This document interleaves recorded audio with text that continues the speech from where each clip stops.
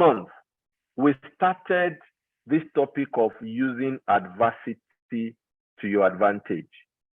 If anybody was here last week, or you have subsequently gone to listen or watch the recording, can you show, please, by raising your hand? Just want to take a quick sample. I was here last week, or I wasn't here, but I got the link and I've watched or listened. Please show by raising your hand. I hope we're all here and we're not like John that is going a wall. At least I know that John Abbey was here last month. That one I'm sure of. I hope he's not a wall too.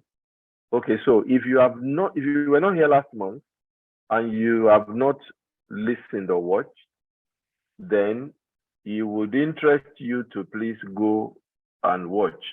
John Abbey, I said raise your hand. You are typing, I was there. I try go. What we said was raise your hand, so it's more visual. But I know you were here. I do not know, and I'm not sure anybody else was here last one. So you need to watch that. Thank you, sir. Now you are following instruction. You need to watch that one, and sorry, tmak. You need to watch that one so that this can build on it, because I'm just going to fly through this. The idea is not to reteach it. So, and then we can go to the content for today. I'm hoping that we can finish this content today, but I also do not want to rush it because I think it is foundational. Sorry, I think it is fundamental. And I'm pleading with you. I can tell you for a fact that many people are cooking and they're just like this to breaking. So not only should you subsequently tell people this particular module is a module I think you just, without any care in the world, share as widely as you can. Somebody's life may be saved. All right. So why? Because there's a lot going on in Nigeria right now. And it's not just Nigeria, it's across the globe. Even the UK is seeing a lot of strife. Why? Cost of living is exceeding everything that they are earning, and they are not ready to wait. America is seeing unprecedented inflation. It's a global problem. So don't think it's about Nigeria. And some places are even more prone to depression than here, because as you will see, the social structure and the communal structure is not as strong as Africa. So let somebody see this. But we are talking about how you will use adversity to your advantage, because right now, a whole lot is going on the macro level, on the micro level. But the point is, you don't have to drown. You don't have to drown. How do you get to the point where it can now be a lever, a lift, an escalator that would take you to the next level?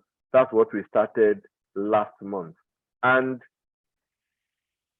if you are familiar with my teaching, you will know that I like to start with something philosophical, which is why this particular episode is started with this quote that said, every adversity, every failure, every heartache carries with it the seed of an equal or greater benefit. Roses have thorns.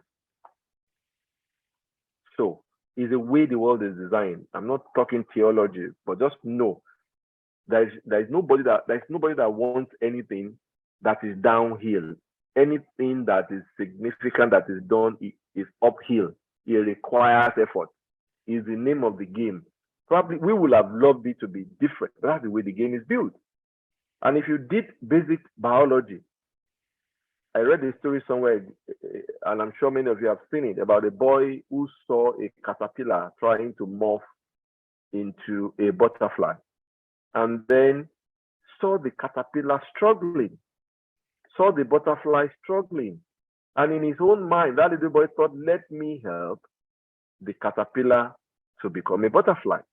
So he went and got a very tiny scissors, and he went into the cast or the cyst of the caterpillar, and just carefully, very carefully cut the desist slowly, slowly, slowly until hooray, the butterfly emerged. But to the boy's disappointment, the butterfly couldn't fly. It was just butter without the fly.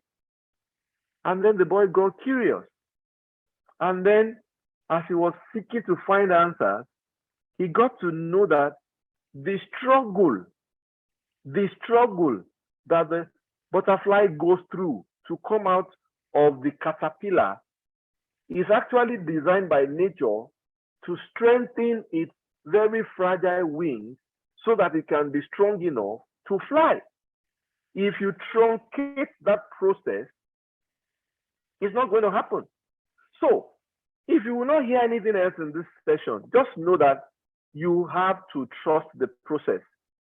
There are many, at least I know of one woman here who has given birth. And you know that labor pain is not funny. The contraction is very, very painful. But believe me, that is science way of preparing the way for the baby to come out. So it's the way it's designed. And as I will get into very, very, very quickly, if only you can shift your mind. I teach leadership. I'm extremely passionate about leadership. And one thing I tell the students is, look, life is all about solving problems. So if you don't hear anything again today, just hear it. Life is all about solving problems. As long as you are alive, you will have to keep solving problems. So a better mindset, like this quote is saying, is when you wake up every day, just get ready. And the question in your head is, what problem are we solving today? I've linked it to this current MTN ad that is going, what are we doing today? My own phrase is, what problem am I solving today? Now, remember, there are three types of problems. There are avoidable problems. There are problems that are necessary for you to go. There are problems that are self-inflicted. You need to ensure that you eliminate two, the avoidable one and the self-inflicted one, so that when the ones that are necessary for your natural growth comes, you are not flustered, you are not already broken, you are not distracted, you're not encumbered with the ones that you should not be getting into. I don't want to go spiritual. I just want to stay on this conversation lane. So you need to know that it comes with a package. It's something to be expected. There will be adversity, period. And usually, wherever you have adversity, it comes bundled with opportunity, as we are going to find out. So this is very key. Now, in talking about this, we like to tell stories, like I said. So this week's story, or this episode story, for those who were here last week, forgive me, I'll just fly through it because this is still preamble. It's the story of Ahmed and his friends, if I can call it that. Ahmed, Nigerian, NYSC, typical, came in, finished, got a job, enjoying his job. With his friends, they had a clique, and they would always meet at different joints to enjoy themselves and just to have fun. And then slowly, as Nigeria was getting tougher wherever you are, people started jackpotting. They were moving one by one, until all of a sudden, the person that was left, or the two people left, were Ahmed and Rotimi. And so on this day, they met at their usual joint. And if you like, they were going through their pity party. Rotimi was busy complaining about how the exchange rate has completely destroyed all the savings and this and that. And then the conversation drifted towards sports. And then it lightened up a bit, you know how it is, Arsenal, Chelsea, Nigeria, England, and then something to drown the sorrow. They enjoyed themselves, they left. All right. Now, they were, it's a group that has a schedule of maybe once every month or every Friday they meet. So the next appointment, Ahmed showed up there, expecting to see Rotimi. As he was there, thinking about his life and wondering for how long is this going to go on. Then a call came in from +447. Who can this be? It turned out to be Roti. It turned out to be Rotimi, yes. Rote, Kilo Shele, what's going on here? And Rotimi said, sorry, last time we met, I noticed your mood. I couldn't bear to tell you the news that I was going to be moving. But don't forget, don't worry, my guy. You always remain my guy. I just thought I should let you know now so you're not wondering why I'm not showing up for the event. I'm sure you can imagine how confused and devastated Ahmed will be. And that is on the back of the fact that it is not that he had not tried to leave the country before. He had tried and he had been duped. I'm sure some of you have experiences of working with different agents that will promise pay I've been in groups where people are saying they have paid 3 million, paid 5 million, and they are still on Iscoming, www.iscoming.com, and nothing is going on. And Ahmed just couldn't bear it. I was wondering for how long has Rotimi been thinking about this, because typically when the group or the team, before it became just two of them, when they talk about relocating, Rotimi is the last one to show interest or to get involved. So now that Rotimi has realized that he's the last man standing, even though it's not Big Brother, that is the last man standing, he got very confused. What should he do? And that is the backdrop against which we are talking about this. So that's why we are saying, how do you turn adversity to advantage? What's adversity? Something that doesn't work for you, something that is hostile, something that is not favorable. What must you do to make it work for you? Now, adversity is bad enough, but the current situation of the world is terrible. There is a phrase that has gone very popular, and it's called a VUCA world. V for volatile. It is so easy for something to just erupt. It doesn't need so much. Uncertain. People wake up every day. I woke up sometime this week and I heard the fact that some banks have already stopped completely. You cannot make any forex payment from Nigeria with your card. It doesn't matter how much you have. It's so bad that even when you try to change your money to dollar and pay it into your own account, you can't go in confidently knowing that you will be able to do it. It's so uncertain. Every day we wake up and we're wondering what exactly is going on. It's complex. As one part is moving, the other part is moving. It is not just complicated. Complicated means too many parts, but they are all working independently. Complex means as one moves, the other, everything else moves. It's very difficult for you to freeze it, to even be able to make sense of it. And it's so ambiguous because when you think it is political, then it becomes economic, or it becomes emotional, or it becomes medical, or it becomes career. It's all intertwined that sometimes when you want to think about it, it can just drown and suck life out of you. So the question then is, how do we survive in this kind of situation?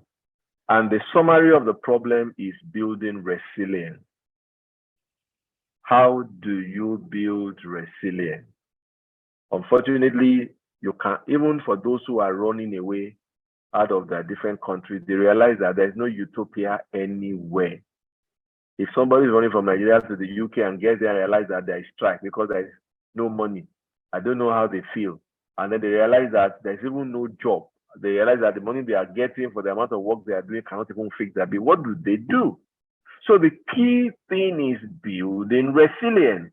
Now, when we talk about resilience, we are saying that building a mindset where adverse situation does not become a destructive force in our lives. Because if they're always with us, then it means we must find a way to make them work. And it is in learning. I mean, I am an entrepreneur and I teach and I coach and mentor entrepreneurs. Entrepreneurship is about solving problems. That's it. You see the flutter wave of this world, you see the Pay Center of this world, you see the Microsoft of this world, you see the Tesla of this world. Just tell me one entrepreneur that is not successful simply because they are solving problems. So it means that they hunt problems. I don't do a lot of TV, but there are some few channels I'm watching. If I'm not watching sports, which is my core, and I'm not watching news, I like history. I like to watch Natural Geographic. And one funny thing is there is a series that's called Snake in the City or something like that. You and I, when we see snake, we run. There are people whose job is to go to where snake is. So you need to become that problem hunter. And it can be as simple as flipping your mind.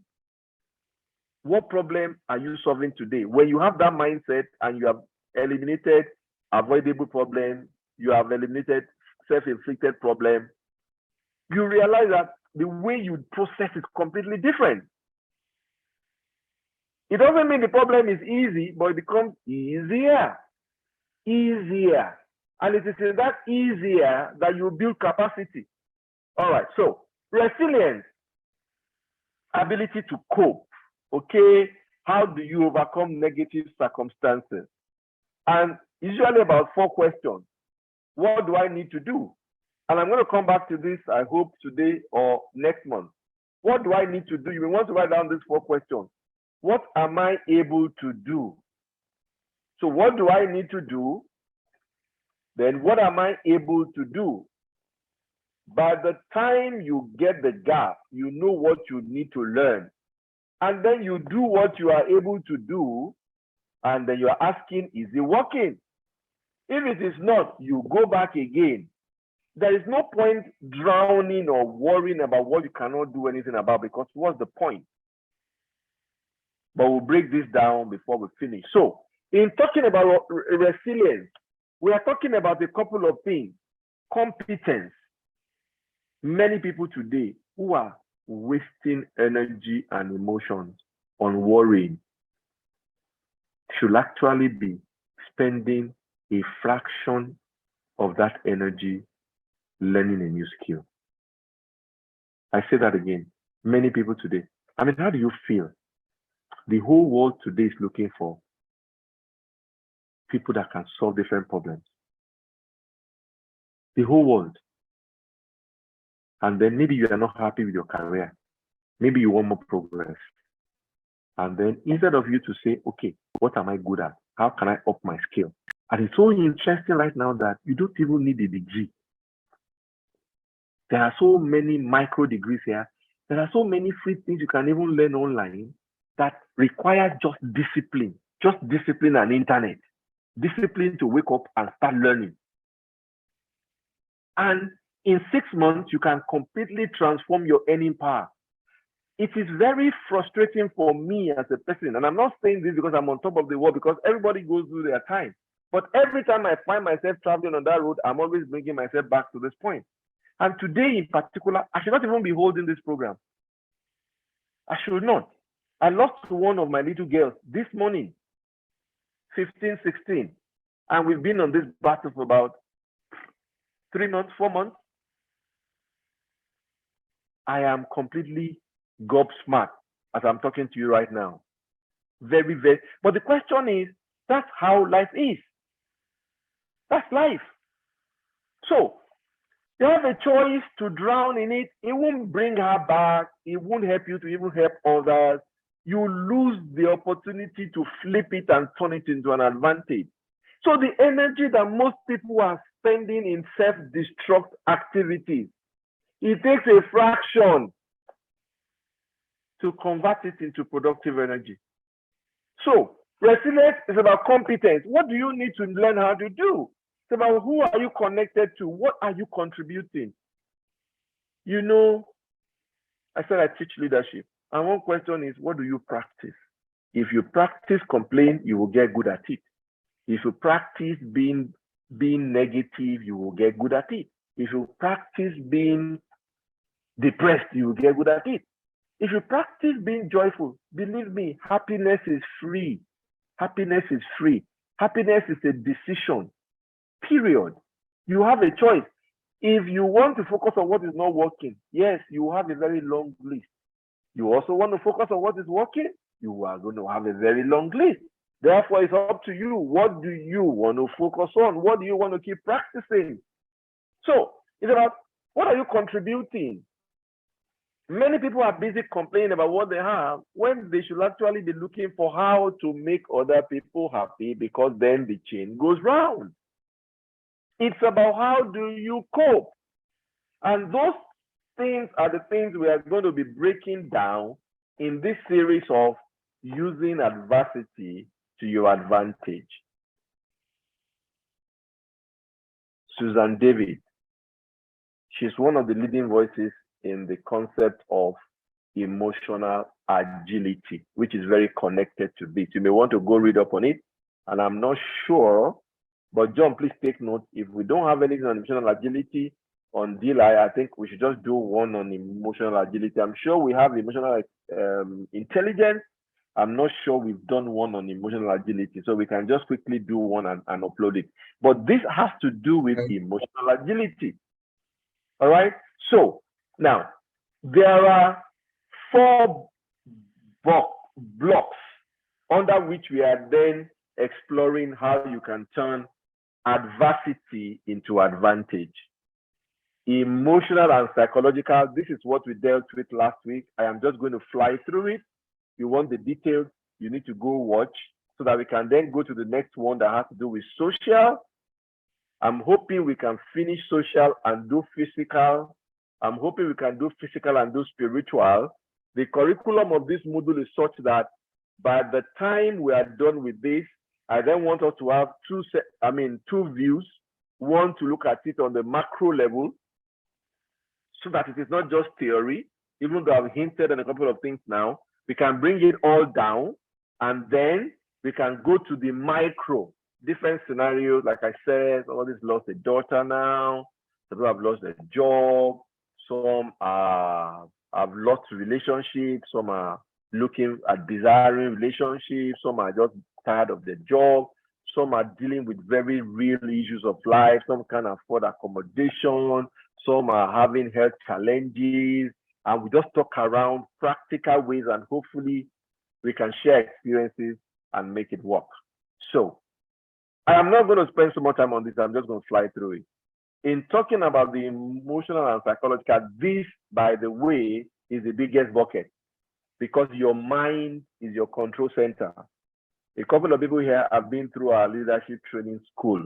You know that one of the things we are very big on, and one of the big takeaways from our training, is helping you to take control of your mind. We call it making the unconscious conscious.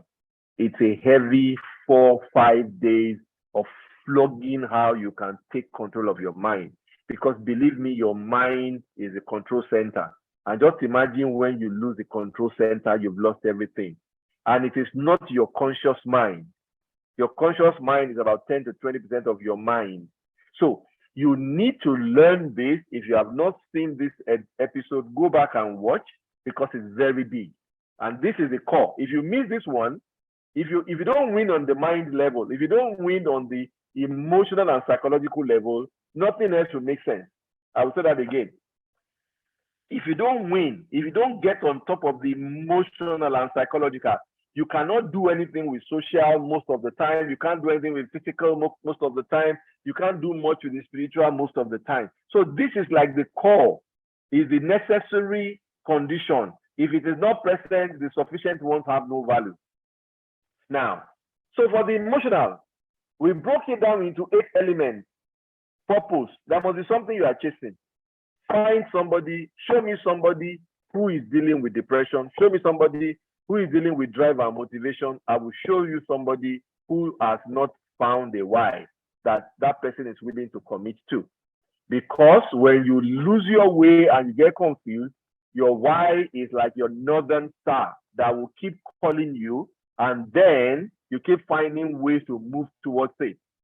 We were in a session yesterday with Jim Maxwell, and he was talking about fulfilling potential. And he said something that's very profound. You can never know the end. So you will never get to a point where you have all the questions answered. That's what I said. But when you have a why, there's always something that you are chasing. And once you have something that you are chasing, it gives you a direction to channel your energy. So establishing purpose, worrying about what do you believe. If you believe that you will never succeed, there is no way you will succeed. If you believe that, I'm never good enough, nobody will help me, nobody cares about me, that's what will affect you. But when you believe that, no, nothing happens to me unless it is meant to be a part of my journey, that what I'm going through today, and I don't have enough time to deal with it today, but we'll deal with it as we go along.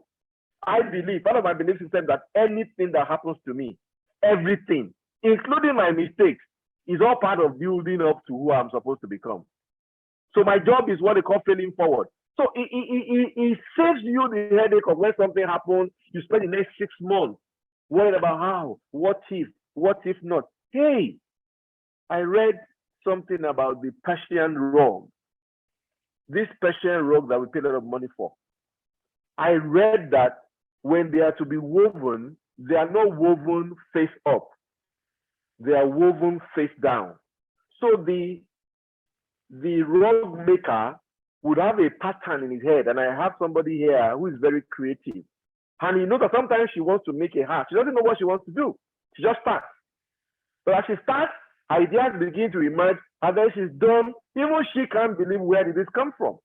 Now, the Persian rug is woven face down. So the person has an idea in his head, I will do blue, and then green, and then yellow, and then red, and then blue, and then green, and then yellow, and then red.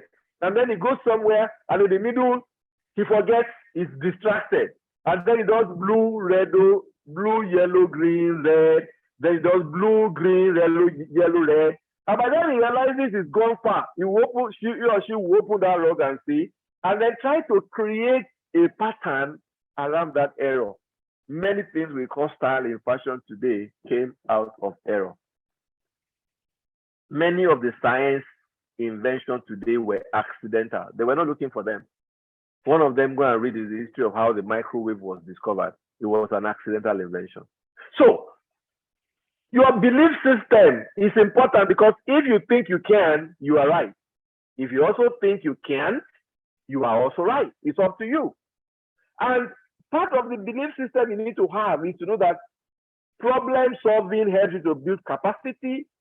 Capacity increases your ability to create value, and then the value you create determines the kind of result you get. So if you don't fix your belief system, you are not ready to turn adversity into advantage. The next one is responsibility. As long as you have somebody to blame. My father died when I was 9. And I also had a neighbor whose mom died about that same time. And we ended up in completely different directions. If you think somebody else will be blamed for your life, if you are looking for who to blame, you're not going anywhere, because why should you worry when you are not responsible? That is a big concept on its own. Okay? You must take responsibility. All right? Then you must watch your interpretation. Your belief system directly affects your interpretation. Events are neutral. Events are neither good nor bad. If you say this is bad, it becomes bad. It drains you out of energy. If you say it's an opportunity, it changes everything. Okay? Then emotional agility, I've spoken about that, how to deliberately and consciously use your emotions to your advantage. I can't go through it in detail. And the big winner of them all is gratitude. There is always something to be grateful for. Always something to be grateful for. Always. If you don't have a gratitude list, go and create one. Anytime you want to lose your way, reach for your gratitude list. You will be shocked as to how far you've come, and then you'll be encouraged to go forward. So that has to do with the emotional and psychological. Unfortunately, like I said, I can't go further than that. But this week, the real content for this week is having taken care of the emotional and the psychological level. There's something else you can also do, which is the social. And social speaks to our interconnectedness with ourselves. As human beings, we are designed to connect. Nobody is strong enough to survive by himself. Not one person. Even animals.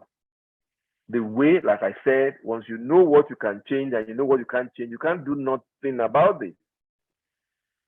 We are not designed to live in isolation. We are not designed to live on our own. I have had the pleasure of meeting a couple of people who think that there is more magic they can do that can make them survive on their own. You can. We all need someone to lean on at different times. And it's okay if your journey of life has brought you either by the adversity you have faced, by some genes that you carry, by the way you were raised, that you don't find it easy connecting and opening up. If you go and watch the emotional and psychological, you will see that a lot of it has to do with belief system. Oh, people are bad. Oh, they will exploit you. Oh, when you let people in, they can disappoint you. They can break your heart. Let me tell you, what is the value of a heart that is not functional, but it is not broken? What's the value? So, when you fix your belief system, you begin to realize that being social is not optional. There are different researches that have been done. People have been followed 70 years, 25 years, 30 years in social experiments. What were they trying to find out? They wanted to see who will be the last person standing and standing in good condition. They were shocked. It wasn't gene. They were shocked. It wasn't money. They were shocked. It wasn't medical situation, medical facilities. They were shocked that the biggest factor that contributed to living long, rich life was this level of social connectedness of the people that survived. The quality of relationship with their wives, with their husbands, the quality of their children, with the community in which they live, the kind of career they've had. 1997, I was running a master's in Port Harcourt, Imo State University. Long story short, about that time, there was problem in the oil sector. Shell had to lay off a lot of people. And if you know how those companies run, they were paid shitload of money, excuse my French. The research was because a year after, over 50% of these guys have died. So it's very important. This social thing is very important. It matters not how you have been. It matters not where you are coming from. And this is not about letting loose and just running after everybody. There is a science to it. But the first thing is you must prepare your mind to say it's a matter of life or death. You have to connect. I don't have the time to go through it in very full detail right now. But one thing you must know is that it is about making sure you are very clear about your own value. So I'm talking to you about how can you go about connecting with people without exposing yourself to too much risk. Number one, you must have clear values. Number two, you must recognize that there are different types of spaces. I can't go into too much detail, forgive me, but if you want more, come to the Telegram group and ask questions that we can share in small bits. There are three levels of spaces. There is a public space, there is a private space, there is the intimate space, there is the emotional, mental, emotional space. Now that you have established your values and you are aware that there are different spaces, you need to know that you must be deliberate in how people move from one space to another. The biggest problem is we meet somebody today, we are allowing them into our mental space. You have not checked whether this person has any alignment with your values. You have not checked what baggage this person is carrying. You have not checked what the motive or agenda of this person is. You allow that person bang into your emotional space. Then 3 months later, they start to turn your head. And then maybe you do what you do to, and then you conclude everybody is bad, belief system. So when you now see the real love that wants to love you, you are unlovable. You become like this skunk that it is not possible to touch. So values, spaces, validation. I can't say more than that. But the focus here today is on social. It's saying that you want to build resilience. You want to be able to turn adversity into advantage. You must build strong social network with family. We all have them. Oh. Don't be deceived, though. Don't be deceived at all. I do not know any family that doesn't have their own issues. You just have a choice as to what you want to do. And the truth is, the only place, God forbid, the only place where you have how do I say it now? Where your identity and welcome is not debatable is your family. See, let brothers swear. We don't know ourselves. We go and change our name. They are going to do this, do that. God forbid. Let one of them run mad and walking on the street. You will see what's going to happen. That's the only place where you don't need to do anything. So you must learn to live with your family. You must learn to forgive. You must learn to accommodate. We don't all have to agree. We don't all have to see things the same way. There's a Yoruba proverb that I find very funny. Forgive me if you don't speak Yoruba. I don't know. I will try and translate. Wọ́n ní ilé tó ń tòrò, ọmọ àlè ibẹ̀ ò tí ì dàgbà ni o. A house that is peaceful is because the bastard in that house is not yet old enough. Family can split on. You'll be shocked. Let's have a party. We will not have. We are going to take Ashobi, we are not taking Ashobi, can scatter a family and it will be irreconcilable. You'll be shocked. Family can scatter on things like, are we going to meet in this person's house or this person's house or that person's house? As people fight, you think about money. It's not just about money. People fight over things that when you hear, is that how you are fighting over? And then they become irreconcilable, sworn enemy, many times to many generations. So, if you want to have resilience, you want to be able to survive and live long, healthy lives, family is one of your social networks. Connect with them. That's one place where you have an uncensored, unqualified welcome. There is no negotiating it because you didn't choose yourself. Family, friends. I've spoken about values. I've spoken about places. I've spoken about validation. You need to be deliberate. If all you are doing is drinking and smoking and doing vices with your friends, don't worry. You are all just preparing. You are just all helping each other to build your coffin. And they say your network is your network. So if you don't have friends that are pushing you towards greatness, that are encouraging you, that you can count on. Some people, they have acquaintances. They don't have friends. They can't have proper and call and not one person will respond. You don't have friends, so you have acquaintances. And friends is not about social media follow. It's not about likes. It's not about fans. That's not friends. Don't let technology get in your way of building real qualitative relationships. The question I want to ask now, and I don't want to answer, if you have an emergency today, do you have people that without a shade of a doubt, you know that if you call them, they would drop everything they are doing to come and be by you and say how to help you?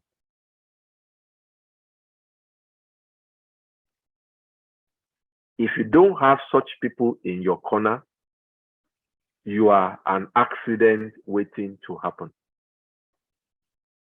And he that wants to make friends must first be friendly. It's a language in this generation, my space, my space, my space. That space is not useful if you are living in it alone. That space is not useful if you are living in it alone. So you need to prioritize connection over space. You must prioritize connection over convenience, because there will be a day when you two will have to inconvenience people to help you. If you don't build that relationship, it's not going to be there. Then have a support network. There are different aspects of our lives. You need a driver today. Do you have somebody who can drive you? Something as basic as electrician. You need an electrician today. Can you tap your finger and somebody will come and show face? You need somebody to give you, I don't know how this slang came, but urgent 2K. Are there people you can tap your finger and urgent 2K? Different aspects of our lives require different kinds of support. Are you deliberate to build that support? And last, before the list, I've spoken too long today because I'm trying to cover from last week, is this last one, which is extremely powerful. Is your life just all about you? What can I get? What can people give me? What can people give me? What can people give me? What are you committed to? What's that thing that you are doing not for money, but out of just giving back in your small community, in your small community, in your small corner, in your church, your old school association, secondary, university, professional? What is that thing that you are passionate about, that you are willing to invest your time, energy, money, emotions, finances, resources into? Because somebody said something recently in one of my leadership classes and it really blew me. I don't think I've ever had it before. Your purpose is not for you. Your purpose is a script, is a role in a bigger purpose, in a bigger script. Like you have a play. There is a purpose. And that's why I said if you miss the emotional and psychological, nothing else works. And that's why the first thing there is identifying purpose. If you don't find purpose, it is difficult for you to have a cause. And so if your life is all consumed about you, see, there is nowhere you are standing in the world today that you cannot find somebody to help. There is this thing that has been going around. I was complaining I don't have a jet, a private jet, until I saw somebody who didn't have who couldn't afford a flight. Then I was complaining I couldn't afford a flight, until I saw somebody who could not even afford to pay for a motor vehicle ride. And I was complaining I only can pay, that I couldn't afford a vehicle. Then I was complaining about a vehicle until I found somebody who couldn't even afford to pay. I had to be walking from point to point. Then I was complaining I couldn't afford to pay for a taxi until I had somebody who did not have a shoe. And I was complaining I didn't have a shoe until I realized somebody who did not have legs. Then I was complaining about legs until I found somebody who could not even get up out of health complications. I was complaining about I'm sick until I remember many people who are dead. If your life is all about you, and it's about what is missing in your life, oh, what I need, oh, what I want, oh, what I need, oh, what I want, my life, and you are not seeing anybody you can help, I'm very sorry to tell you, you are an accident waiting to happen. There's no way you can build resilience. But when you understand that even in your need, there are people whose heaven is in your hand, and that you can make them happy, and you can make a difference in their life, and you are deliberate to go out and do it, not because somebody is forcing you, but because you are committed to it, then you are not ready to build resilience. I think I should stop here. It's not a training, and I think I've gone too long than I wanted to. So I'm going to stop here to talk. I would like to just have everybody or anybody who is interested, just unmute your mic and let's just share experiences around emotional and psychological, as well as the social leg of building resilience. Do you have experience, yours, what you've heard, what you've been through, what you've gone through, what you've heard other people go through? What do you have to say to what we're talking about, so that we can all go away from here better equipped and hopefully having a renewed energy to confront whatever it is that we have to deal with? We are not making light of what you are dealing with, no. We are not saying it's not real, no. But we are saying that it doesn't have to drown you. And as long as you realize that that is why you are alive, to solve problems, and you are willing to take up the challenge, you can only be the better for it. The floor is open. Anybody, just grab the mic and speak. Good evening, sir.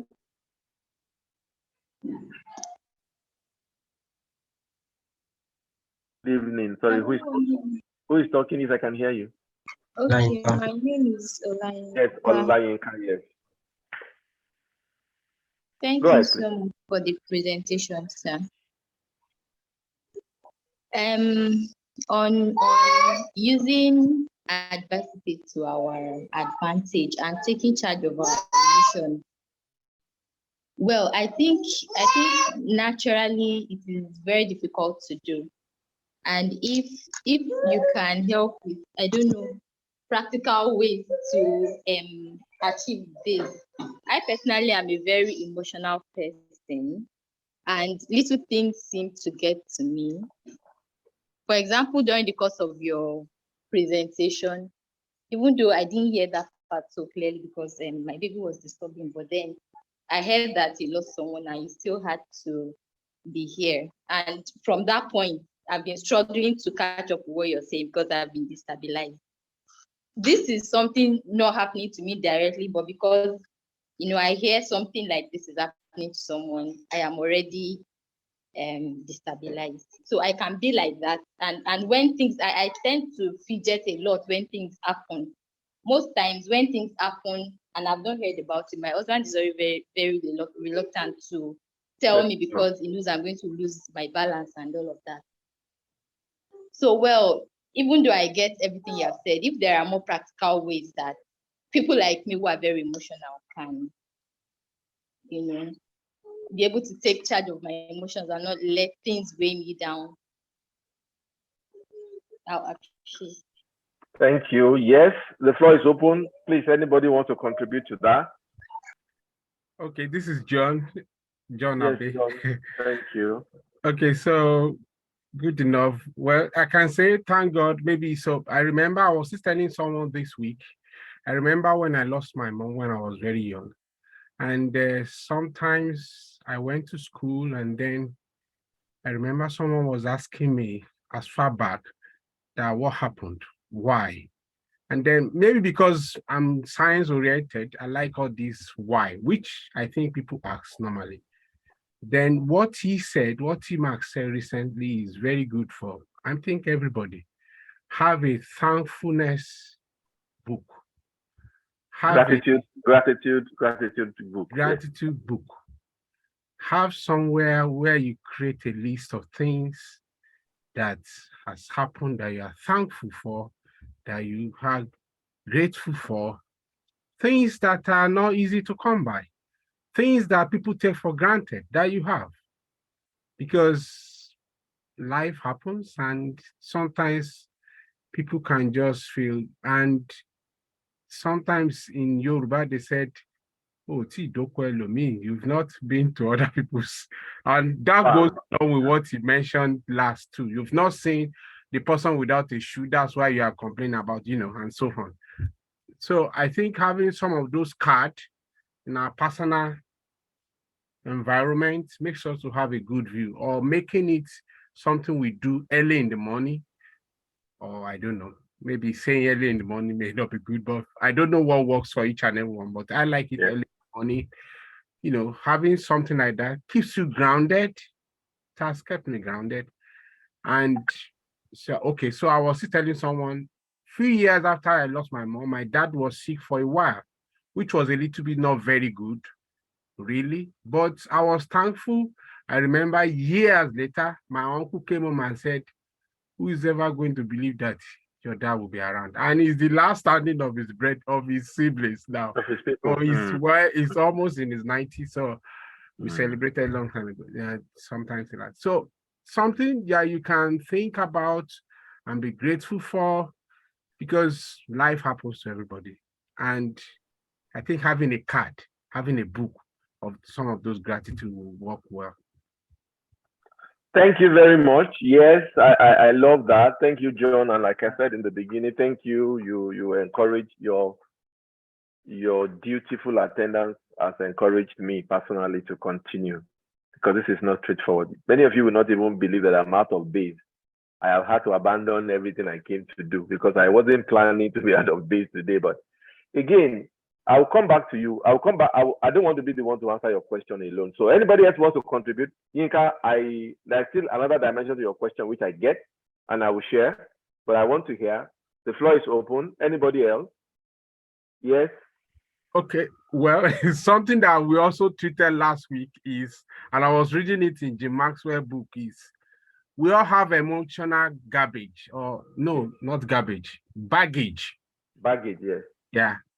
I mean, so we all have things that, imagine someone, I remember I used to have a friend that is very frightened of dogs. Even if you have a dog at home that is friendly with everybody, that person will never and can never. I'm sure you know already, you've read about the Merkel, the last leader of Germany, that Yes. she had that. As strong as she is, you cannot take dog around her. And one of the leaders in the world tried to do it sometimes back. I will not mention his name. Yeah. So it is not that she's not strong, but it's something that may have happened in her childhood or something that has created an indelible print or something, a bad experience. And sometimes we all have that too. I mean, it's life. There's nothing you can do about it. And some of the things I like about this series is, don't think the big people, or the big people in quotes, or the rich, or the rich. We were discussing with a friend this week, just like what we were saying. You think you don't have anything to offer to the rich? That's not true. Yes, they don't need your money, but they have something that if you give them, you will be shocked, as when they will even call you sometimes to say thank you, and you'll be wondering, why is he calling me to say thank you? So thank you. Yes, I'm looking for more. Anybody else wants to chime in?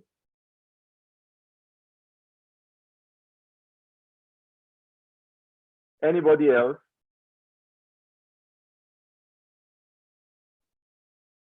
Okay, so let me land this. Yinka, there is a name. There's a scientific name for what you are feeling. I'm not necessarily saying that I have done diagnosis, but there's a condition in psychology that is called mirror touch synthesia. I will drop it in the group chat so that I don't get lost in pronunciation. Mirror touch synthesia. So there are people like you who have an unusual capacity to respond to things. And it's like,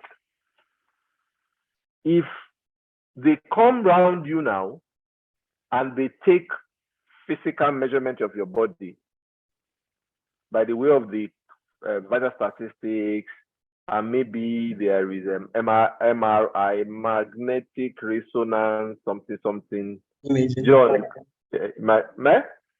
Magnetic resonance imaging.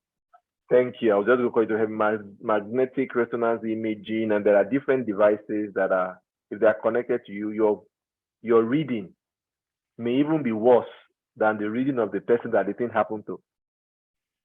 There are people like that. Maybe that is what you are dealing with, or maybe you are somewhere on that spectrum. If I'm going to speak to you directly, the core of this is traceable to something that has happened to you somewhere in the past, which you would need some help to uncover. We can talk about that offline. But more importantly, that incident has now affected your belief system, which is why very easily you go into a panic. I'll give you an explanation of myself. I had this problem, and I'm just getting out of it, as recent as 5 years ago. Very, very recent, and I'm not even completely out of it. I'm a perfectionist. This thing I'm telling you almost ruined a lot of my relationships, including my marriage. I'm a perfectionist. When I initially got married, when my I like a lot of people around me. I'm a touchy-feely connected person. So my house at that time is all up to now. There's always somebody in my house. When they hear the horn and I'm coming in, the entire house will disappear. And I kid you not, though. People will start looking for, hey, who put this chair here? Who put this one here? Because when I come in, that's all I see. And this perfectionism has driven me to the point where when things don't go the way I want it to go, I flip. I get very agitated. I get very worried because in my head, I thought there was something I can do to make things always go the way I want them to go. Until I started learning about first emotional intelligence about 7-10 years ago, then more importantly about emotional agility, and then how I can overcome the burden of perfectionism. Which is why this is I'm telling you today about what problem are we solving today. I'm not teaching theory. This is I'm telling you has completely liberated me from a lot of tension. So my point where I'm going, Olayinka, is that one, know that in life things will happen. It's like you just don't know what and when, but things will happen. Today, sincerely, it's taking me a lot of energy to run this program today. I toyed with the idea of just coming and say, sorry, we can't hold this program. Because apart from this little girl I told you, she's about 15. I still went to see her, believing God for her healing. It's been God-wrenching. For me, I was flying into Port Harcourt this morning. I was at the airport trying to board when I got the news that the girl had passed. And I spent a big part of the night till this morning just praying that God come through for us on this girl. I think that was not enough. The Port Harcourt that I am in, I got a news that one of my senior friends lost a 21-year-old in America yesterday. Meanwhile, I'm supposed to be somebody's friend celebrating 50th birthday and all of that. I wouldn't have been able to deal with this a few years ago. But I've learned in life that, look, see, belief system, very powerful. What about belief system is, I am aware that people don't die by hierarchy. It's not by age. My dad was the youngest of his siblings. He was the first to die. And then the first then died. And then the one in the middle was the last to die. It doesn't go by pattern. There is no pattern. One. So I expect in life that things will happen that you will not be able to do anything about. Things will happen that will be completely against. In fact, many things that you wish you want, you would think you are more. In fact, everybody may believe that you are more equipped, you are better, and then somebody else, you may be happy for somebody else. But the truth of the matter is, when you have a right belief system, for me, I'm a child of God.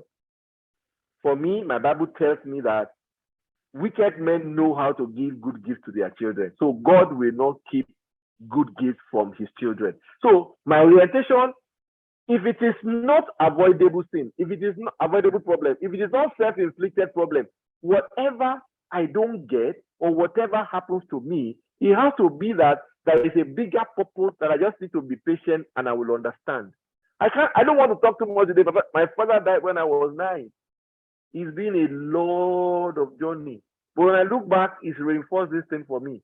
I can't count for you how many interviews I've gone.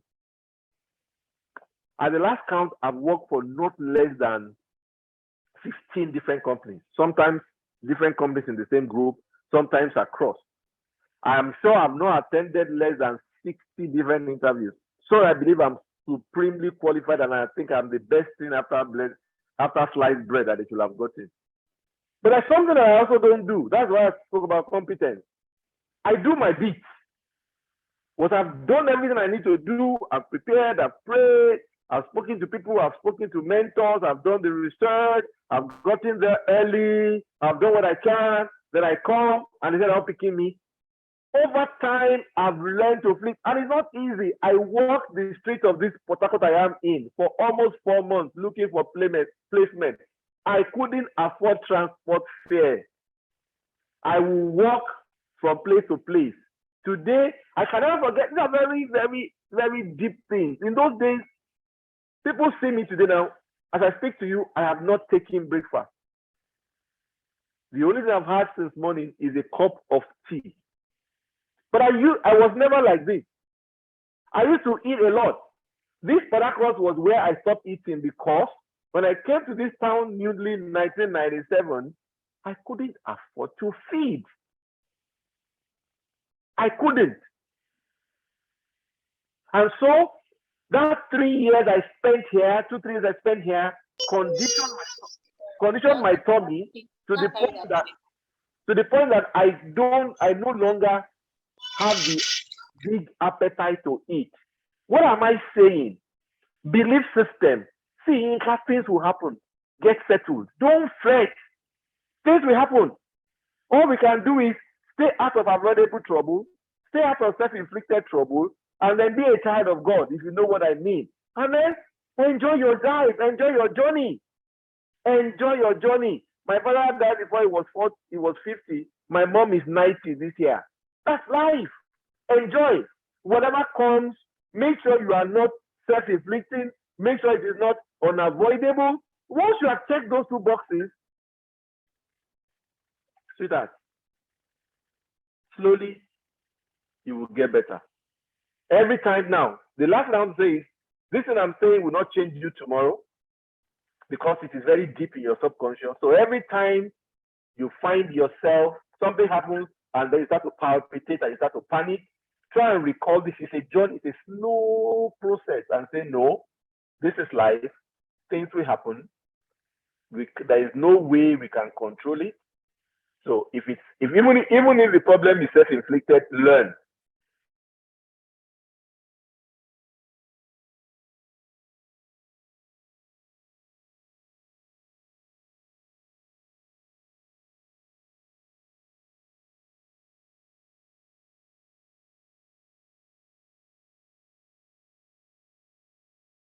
Hello, tmak.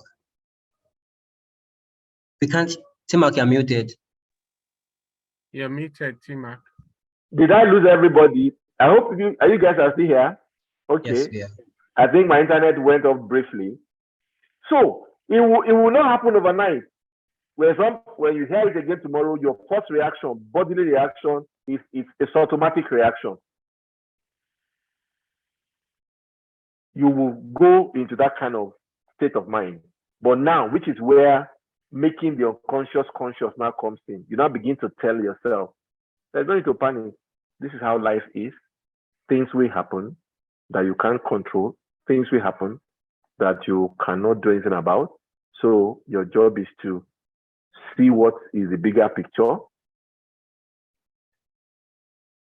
learn from it, grow by it. It does not mean you will not feel the pain. It does not mean you will not feel the discomfort. But the more you exercise yourself in this, like I now tell you now I am less fretful, I'm less fidgety, I lose my peace I don't lose my peace very quickly now anymore. In those days, my peace was always in turmoil because I think I've tried. Everything must have a place, everything must be in its place, and I fight, and I realized that it was just a losing battle. I was fighting with that I care about. I was fighting people that were close to me. It still wasn't solving the problem. Everywhere was always at war.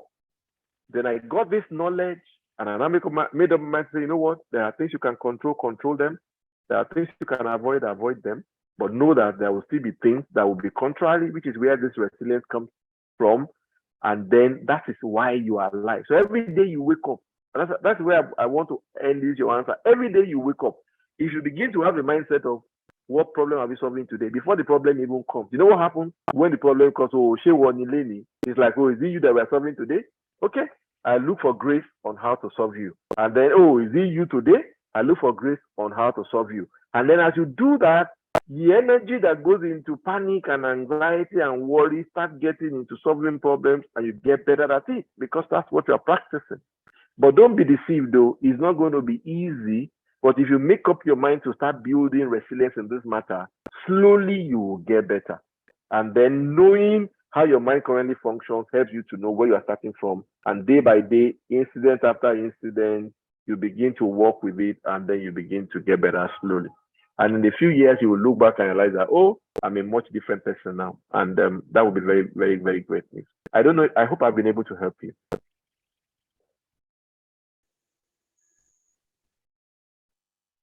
Hello, Inka. Yes, I lost you, but I heard the yes. Yes. Any other comments? I don't think we should open any other page of this conversation. I think it's a good point to stop. Any other comment? Any other comment from anybody else?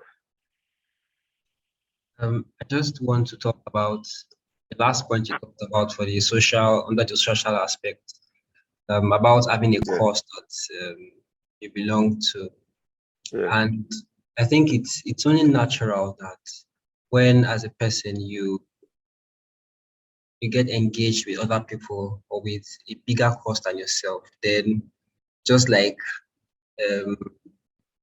things will come back, just like the what's that word? That thing that you throw and it comes back to yourself. I've forgotten what they call it now. But Echo. yeah, there's definitely going to be help for you. So I usually see people, for example, and I think it's in our mentalities and our mindset, as no offense, as Nigerians. Sometimes we just want to see who can help me, who can do this for me. And you see people pray for my helper, allow me. But you hardly see people say, how can I help someone today? And I think that mindset of how can I help someone today, how can I solve someone's problem today, is going to give us a bigger target. And with that, we are building resilience, because we are changing people's lives, even though it's little by little, and then we are changing our lives in the process. Well said. There's nothing to add. Well said. Well said. And it's a shift. Don't just focus on yourself. Keep your eye on who can I help? Who can I be of use to? Who can I make a difference for? And in my own journey, many people think this is about money. It's not money. The people that have touched me in very deep places in my life, I can't even remember them giving me $1. But they shared out of their heart, they shared out of their love, they cared very genuinely. Not just how are you doing, and then when you are not even sure how to answer, they have moved on to other things. So you just pocket your answer. People who genuinely, even when you don't want to talk, they press and press, and all they can give you is encouragement. Say, don't worry, it's gonna be all right. This is growing. That's that. I can never forget them. I can literally 40 years after now still picture events. I can still see that image in my mind, the where, the when, how they said it, and looking back how much difference that has made in my journey, and it's so transformational when you now realize that not having money is not the reason why you cannot commit to something. In fact, money is an easier thing to find than human beings who are committed and are ready to throw in their energy. Anything that you're passionate about, anything that's connected to your purpose, be deliberate to look for how to serve. It will release you a lot of your negative energy and destructive energy that wears you out and drains you out.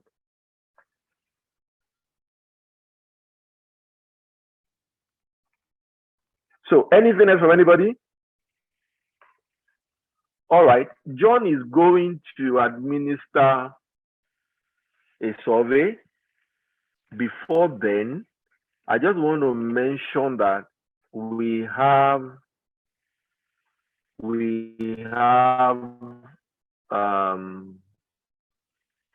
a Telegram group. Like I said before, we have a Telegram group because the whole essence of this program, of this product, is that help should be available to you on the go. You don't have to be looking for money, and you don't have to be looking for time. So, and I said it that if you do not want to be the one to drop the issue you want to discuss or that you need help for, you don't want to be the one discussing it directly, you can just drop it with any of the admins. They will then just copy your message and drop it in the group chat. So you mask the person that is sending, and then you'll get people chiming in on it, and hopefully you'll find light and guidance on what you need to do. And if that then calls for us to have a session either with me or anybody on the faculty or anybody in our network, we can then say, no, I can't help you with this. It's medical. Who do we know that's a medical doctor? It's a psychiatric, this, that, link you up and see how far we can push you just to make sure that you are fine. Because like I said, our vision is world transformation, one man at a time, one community at a time. So John has said it, John Abbey has said it, a lot of people, everybody needs help. So don't look at people's face. Let people know about this group. Share the link to past recordings. We have we have a lot of videos. I don't even know how many, 350 videos, different videos on different things on our YouTube channel. Check them out, share them with others. Let people know it's completely free. Not ₦1 has been generated by way of revenue on this journey, but that is part of my own purpose. I do this at great inconvenience. Those who are close to me know the amount of work that I do. Somebody told me that, how do you manage this thing? But it keeps me going. I've had my own share of feeling unhappy or confused or just feeling like I can do more, I'm wanting more. When I get to that wooze, I have a life plan. When I open my plan, and it's like I'm looking at a floor map in a very big mall to say, you are here. And if you say you are here, then where do I want to go? And then we pack our bag and we start running after it. It doesn't mean it is easy. It doesn't mean all the problems are solved. But as an individual, try to live a fuller, more joyful, more balanced life that prepares you for when the opportunities will come. Because if you are like this, opportunities will have passed before you see.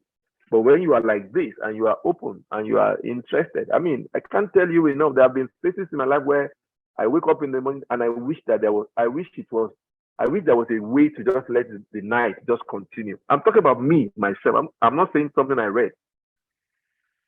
I've had places in my life where I wish that there was no day, that everything was just night, so I can hide behind that night forever. I've had instances in my life where I did not feel like turning on my phone.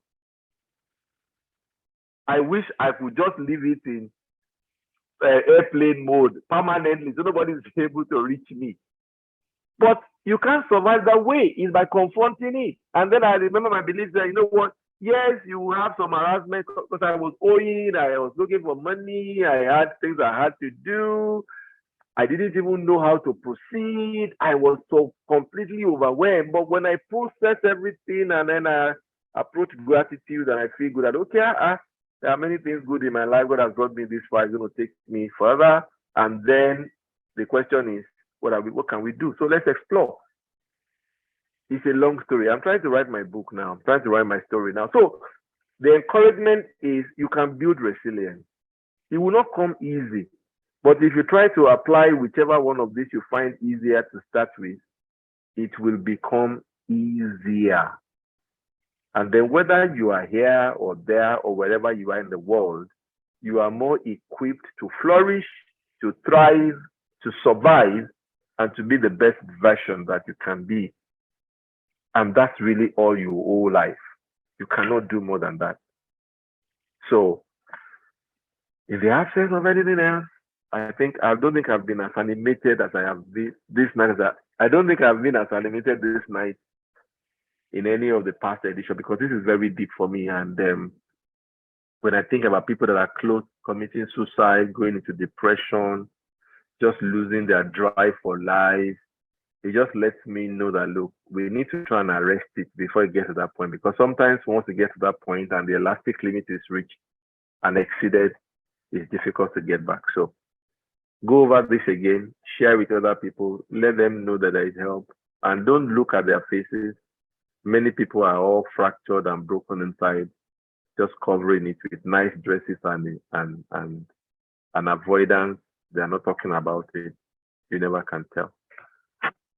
Okay, so John can just quickly administer the survey. Again, please let it be authentic. If there are things you want, if there are things you desire, or whatever, let's know. Even if there are things you want to say that are not in this survey, just go to the Telegram group. You'll see my page there. Just drop it. Just say it raw the way you feel it and let's know.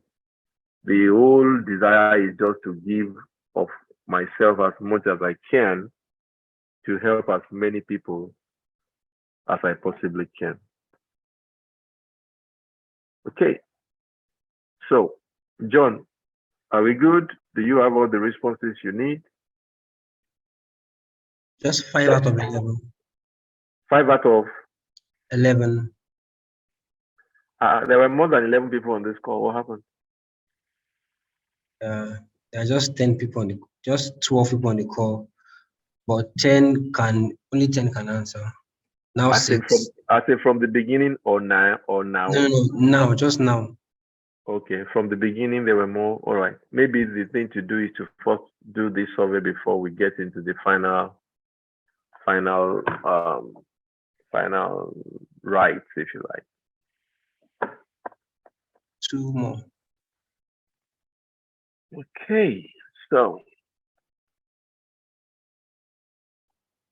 thank you everybody for joining. Thank you for the session, sir. Before we go, on behalf of everyone, we would like to sympathize with you and pray that at this time God will. Yeah, it's very. Right. I'll go and do my crying now after this. I just had to just shut that out. You will be fine. Because I'm really broken on this incident that I had today. Just so sad. But again, that's our life. Thank you very much, Inka. I appreciate that. Thank you. Thank you very much. I appreciate that. Thank you, Eshijajo. Gentle. Kìlọ̀mọdé mọ̀, ọmọdé kan máa fàkàrà jẹ̀kọ náà ní àwọn nǹkan kan. Láti ibo sí ibo kò sí nǹkan tó jẹ́. Kìlọ̀mọdé mọ̀, ọmọdé wọn nǹkan kan. Sorry to those speak Yoruba. That's not true. That's never true. We are feeling left out here. Sorry? We are feeling left out now because we don't understand the Yoruba language. Sorry. We are very sorry. I apologize. He was asking me to be gentle. I said, what can a small boy do that all a little boy knows how to do to eat akara and agidi? Yeah. So thank you so much. It was a great section, but I joined late. I forgot. Thank you for coming all the time. All right, thank you. So John, are we done? Yes, we are. Grace, you should get the link to the video on Monday, so you can just go and watch and catch up on demand. Yeah, and this particular series is building on the other. So I just hope that the third time, because anyway, we'll find a way, somehow. So thank you, everybody. Enjoy the rest of your evening. Sorry, I've taken an hour and a half. I actually scheduled 2 hours for you, but I think 1 hour, 1.5 hours is just about enough for what we're doing. So have a blessed October. And you too. And enjoy yourself. And then let's keep the conversation going offline. If there's any way we can help you, or you know anybody who needs help, there's no form fair to it. Just share the link. Boom. Let them say what they want. Somebody somewhere on that group will have an idea. And even just sometimes all the person needs is just to know that there's a place where they can onboard in and share. So that may even be half of the problem before they even have a response. So you never know how far it will go. Just let somebody know about it, and then we will win together. And you will hear the story, you'll be shocked that little help made a lot of difference. Thanks everybody. Enjoy your weekend and see you next month by God's grace. Ciao. Ciao.